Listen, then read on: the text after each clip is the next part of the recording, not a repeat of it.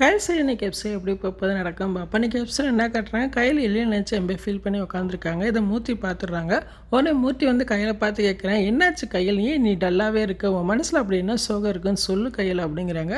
ஆனால் கையில் எதுவும் சொல்லாமல் மழுப்புறாங்க. அதுக்கப்புறம் பார்த்தா கையில் பார்த்தா ஆனந்தி சொல்கிறாங்க, ஏக்கா எக்காரணத்தை கொண்டு நீ எலியில் மட்டும் விட்டு கொடுத்துறாதக்கா அப்படி சொல்கிறாங்க. நான் விட்டு கொடுக்க வேண்டிய கட்டாயத்தில் இருக்கேன் அப்படி சொல்கிறாங்க. இவங்க சொல்கிறத குடும்பமே கேட்டு அதிர்ச்சி ஆகிறாங்க.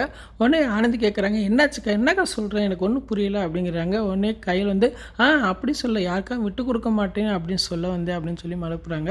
அதுக்கப்புறம் பார்த்தா கையில் பார்க்குறக்கா அவங்க ஃப்ரெண்டு கீதா வீட்டுக்கு வராங்க. வீட்டுக்கு வரவுமே கையில் பார்த்து சொல்கிறாங்க, நேற்று எழில் எனக்கு ஃபோன் போட்டார், நீ முன்னாடி மாதிரி இல்லை, எம்பே சுகமாக இருக்க மாதிரி இருக்குன்னு சொன்னார், அப்படி என்ன பிரச்சனை அப்படின்னு கேட்டால், நான் என்னடி சொல்லுவேன், நீ ஏன் இப்படி இருக்க, நான் சொல்கிறத கேள்வி, எழில யாருக்காக விட்டு கொடுக்காத, எழில் உனக்குத்தான் அப்படின்னு எடுத்து சொல்லிட்டு இருக்காங்க.